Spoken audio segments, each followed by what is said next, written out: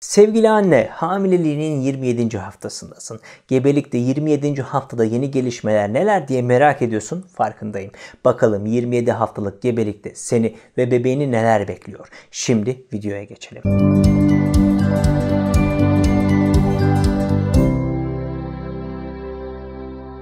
Merhaba sevgili anne adayları.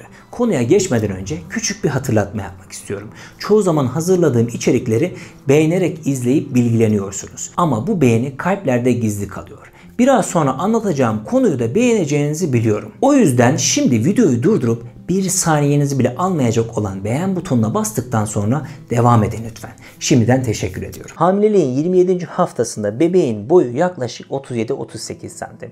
Büyük bir karnabahar kadardır. Ağırlığı yaklaşık 900 gramdır. Bebeğiniz 2. 3 aylık hamilelik döneminizin başına göre inanılmaz hızlı büyüdü ve o zamandan bu zamana neredeyse 1 kilogram aldı. Cilt altı yağ dokusu 27. hamilelik haftasından itibaren daha hızlı artacak. Bir yandan da organlarının çevresinde yağlanma devam ediyor. Tombul bir bebek olma yolunda hamileliğin son 3 ayında epey bir yol kat etmiş olacak. Cildinde yağ birikimi arttıkça cilt yüzeyindeki incecik lanuga tüyleri dökülerek vücudu sıcak tutma görevini bu yağlara bırakacak. Beyin ve sinir uçları arasındaki bağlar arttıkça duyularının gelişimi tamamlanıyor. Göz kapaklarını açıp kapamaya başladığı için geçen haftadan bu yana gözleri ışığa karşı daha duyarlı. Karın duvarından parlak bir ışık gelirse gözlerini kısabilir. Bu haftadan itibaren seslere olan duyarlılığı da artıyor. Örneğin artık sizin sesinizle eşinizin sesini ayırt etmeye başlayacak veya ani bir sesle hoplayarak tepki vermeye devam edecek. Beyni ve dolayısıyla başı büyümeye devam eder. Beyinden sinir hücrelerine giden sinyaller arttıkça bebek daha bilinçli hareketler yapmaya başlar. Araştırmalara göre bu haftalarda bebekte ilkel bir hafızanın oluştuğu belirtilir. Yine araştırmalara göre bu haftadan itibaren bebeklerin sürekli duydukları dili veya şarkıları hafızalarına depoladıkları belirtilir. Gebeliğin 27. haftasında akciğerlerde bebeğin dış dünyada nefes almasını sağlayacak tüm donanımı son hız gelişmeye devam eder. Böylece erken doğum gibi bir durumda bebeğin tıbbi yardımla hayatta kalması için büyük bir şans vardır. Kemiklerde kırmızı kan hücrelerinin oluşumu da devam ediyor. Minik yumruklar ve tekmeler için ne kadar hazırsınız?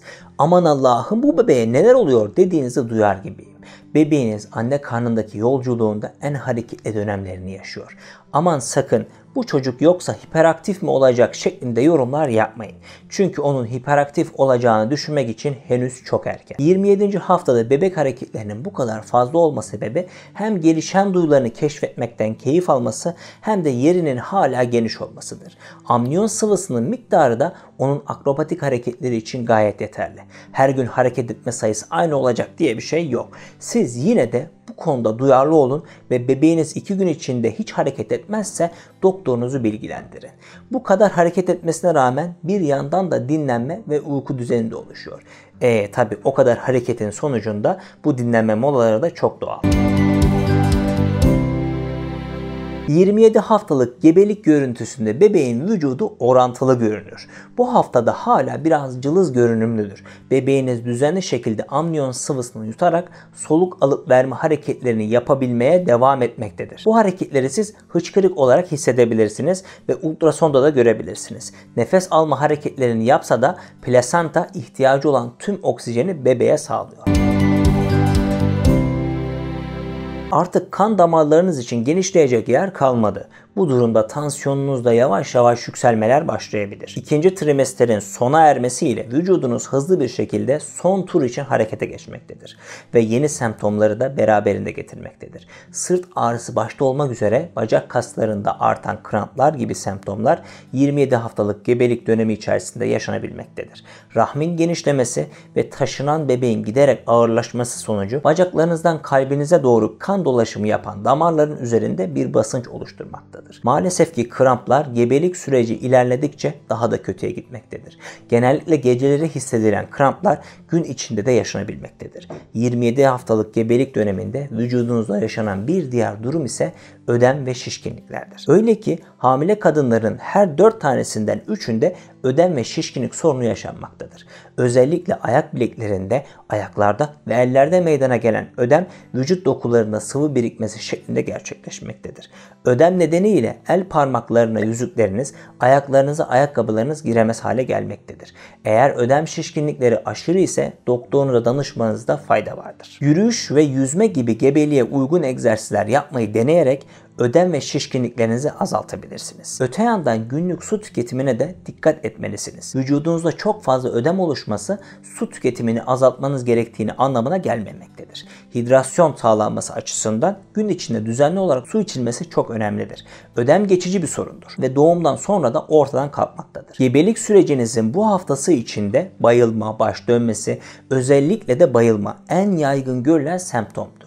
Bu dönem içerisinde yaşayabileceğiniz bir diğer semptom ise diş eti kanamaları, diş eti iltihaplanması ve diş etlerinin şişmesi şeklindedir. Bir başka sorun ise huzursuz bacak sendromudur. Huzursuz bacak sendromu özellikle de kendini geceleri göstermektedir. Eğer gebeliğinizin bu döneminde huzursuz bacak sendromu yaşıyorsanız konu hakkında doktorunuz ile konuşmanızda fayda olacaktır. Çünkü bazen huzursuz bacak sendromu ile demir eksikliği, anemi ya da gıda hassasiyeti gibi bazı durumlar arasında bir bağlantı olabilmektedir. Yoga ya da bir takım rahatlama teknikleri huzursuz bacak sendromunun hafiflemesine yardımcı olabilmektedir. Bebeğinizin rahim içinde giderek büyümesinden dolayı cildinizde gerilme ve gerilmeye bağlı olarak da ciltte kuruma ile kaşıntı meydana gelebilmektedir. Düzenli olarak kullanacağınız nemlendirici kremler cildinizin kurumasını ve kaşınmasını önlemeye yardımcı olacaktır. Kan hacminizin artması damarlarınıza baskı yapacağı için varis sorunu yaşayabilirsiniz. İşte hamilelikte varis sorununu önleyebilmeniz, eğer varis olmuşsa iyileşmesini sağlayabilmeniz için önerilerim şu şekilde. Yürüyüş yaparak kan dolaşımınızı hızlandırın. Varis çorapları giyin. Uzun süre ayakta durmamaya çalışın. Gün içinde en az birkaç kere ayaklarınızı yükseğe kaldırıp dinlenin. Çok fazla kilo almamaya çalışın. Normalde 30. haftadan sonra görülen Braxton Hicks kasılmaları, yani yalancı kasılmalar bu haftadan itibaren bazı anne adaylarında ortaya çıkabilir. Kasılmaları karnınızın sertleşmesi şeklinde hissedebilirsiniz. Yalnız eğer bu kasılmalar uzun süreli ise erken doğum olma ihtimali ortaya çıkmış olabileceği için doktorunuzu bilgilendirmenizde yarar vardır. Erken doğumun önemli sebeplerinden biri de stres olabilir. Stres her zaman çalışmaktan kaynaklanmayabilir. Anne adayı stresli bir yapıda da olabilir. Ancak çalışan bir anne adayıysanız stresli olma ihtimaliniz daha da yüksektir. İşte çalışan hamileler için stres yenme önerileri şu şekilde sıralanabilir belki de. Gergin bir iş yeri ortamı veya ayakta uzun süre kalmak kan basıncının yükselme riskini arttırabilir. Özellikle de hamileliğin ikinci yarısında bu risk daha fazladır. Bu da düşük doğum ağırlıklı bebek dünyaya getirme riskini arttırabilir. Eğer başka bir çocuğunuz da varsa 28 ve 29. haftalardan sonra işten ayrılmanızda bir fayda var.